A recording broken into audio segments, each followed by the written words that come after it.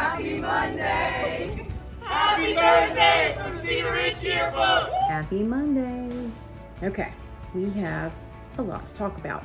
These are questions that have been asked multiple times, and anytime I get the same question multiple times, my assumption is that a lot of you need to hear the answer.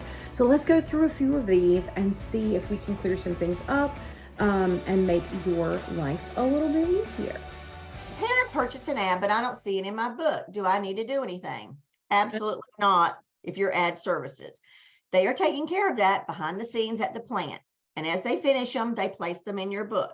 And then that deadline is coming up on February the 9th. And that is the deadline. Like, that is not a Kim and Sarah deadline. That is a Justin's deadline. And we cannot extend that. It's just like personalization. That is a national deadline. Okay. What if I sold a couple of books at school with personalization and the deadline has passed for personalization and I forgot to put it in? Go ahead and do it. As long as you do it in the next 2 weeks, we're fine. I will hit submit for all those personalizations closer to the end of February. So I would say by February 15th, have them all in. That way we're done with that part of your job. It doesn't linger. Make sure, not just personalization, but you have entered every single book you've sold at school into the amount of books.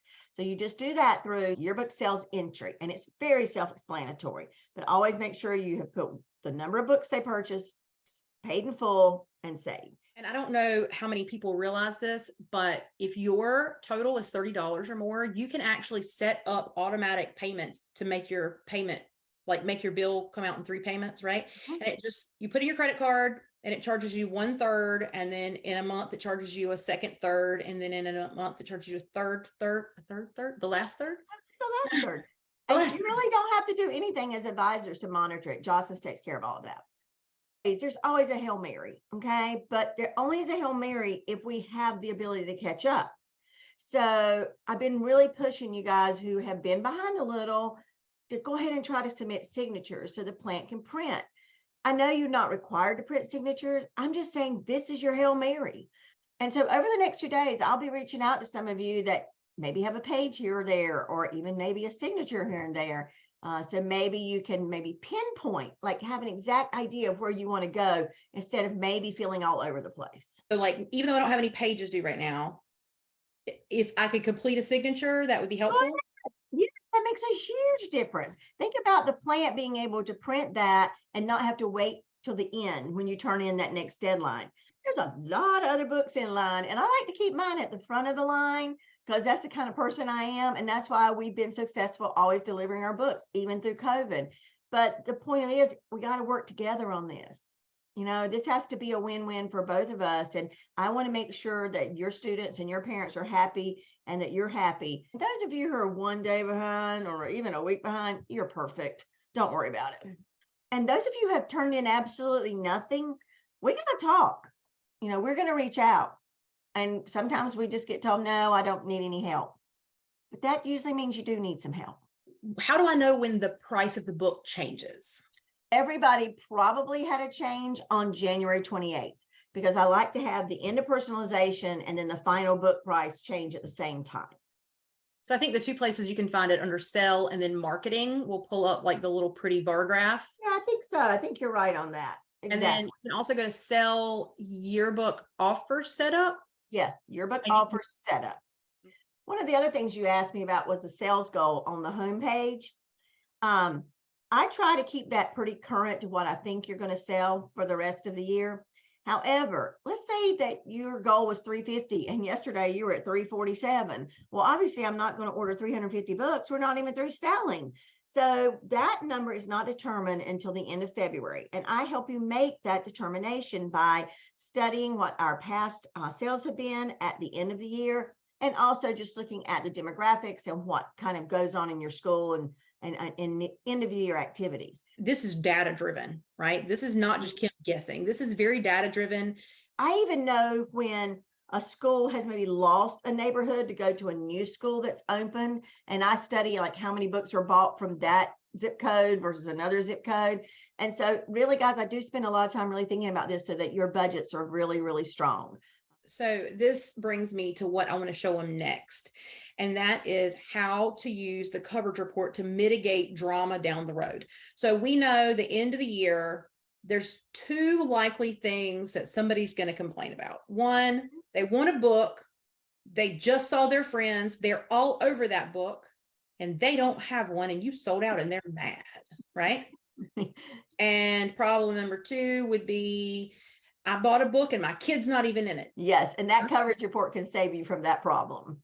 This is probably the yearbook nerd in me, but it is my favorite thing to do. And it is how to use the coverage report to enhance your marketing and to minimize your complaints. You have to start by tagging. This only works if you tag, and it is only as good as your tagging. So if you try to use this system and you haven't properly tagged your book, it's a waste. Tag first. Yes, you can tag pages that have already been submitted. If you have names in the book like this, for a mod that maybe doesn't have a photo, just tag another photo on the page. Next, you want to merge your duplicates. Duplicates will happen when, say, I purchase a book for my son and I type in Caleb Griffin, but the data manager that sent in the list sent in Caleb Scott Griffin, and now it looks like two different people. Merging duplicates is a really good way for the program to find potential issues and allow you to merge them easily. So be sure to look through those because, again, this is another one of those ways that we're going to mitigate some future concerns. All right, now I've tagged, I've merged my duplicates. Now let's talk about how I can use my coverage report to generate some amazing data. First, if I search for all students who are buyers and are in the book 0 times, this list should scare you. These are people who have spent money on a book and you have not put them in it. Or they're not tagged, because remember I said it's only as good as your tagging. If they're not in that book, you need to get them in that book. So this is my must-have hot list of students that I'm going to find a place to get in this yearbook. That's our job. And that's what makes it fun, is that we're going out and really covering the kids in our school that are engaged. They bought a book, they're engaged. They want to remember their high school experience. You can also do a less than or a greater than sign. So I will also do the same thing where I can pull up students who are in the book less than 3 times. And this would be kind of like my second tier. Once I've got all those zeros taken care of and I have no more zeros, now I want to focus on everybody who's in the book less than 3 times. This is who I want to go get. Reverse that. Now let's pull up our non-buyers and let's look and see who is a non-buyer and who is in the book more than 3 times and see what that list looks like. And if I'm in the book 8 times, somebody needs to go find me and say, hey, Sarah, you're in our yearbook like 8 times. You need to buy one. Here's how. Sometimes parents and students are reluctant to buy a yearbook if they're not sure they're going to be in it. Let them know they are. Fabulous, right? And then the third thing is you can search by ad purchaser. So I always pull up all of my ad purchasers and my book non-purchasers. And if you have anybody that has purchased an ad and not a book, we can assume this is a mistake. The parents meant to buy the book and they forgot. They thought they had. We just want to reach out to them and say, hey, I know you purchased an ad. Therefore, I know you want a book. You haven't purchased one. Here's the link if you're interested in purchasing now. Think about what your life will be like in May if you spend some time in February and cleaning up your coverage report, doing all the tagging, and then using that coverage report to cross-reference who's bought a book and is not in there, or who hasn't bought a book and is in there, or who bought an ad but forgot to buy their book. Told you, it's my favorite. I just love you guys. You're amazing and we love you. Lady thinks she needs to sit in my lap, apparently, at my desk. Go lay down, lady. Go lay down. Go lay down. Are you interested in being in the tip of the week? We're looking for staffs to share a video of them welcoming everyone to the tip of the week. It can be with Happy Monday, or get creative and do something totally different. Send your videos to Kim or Sarah and maybe you'll see yourself featured.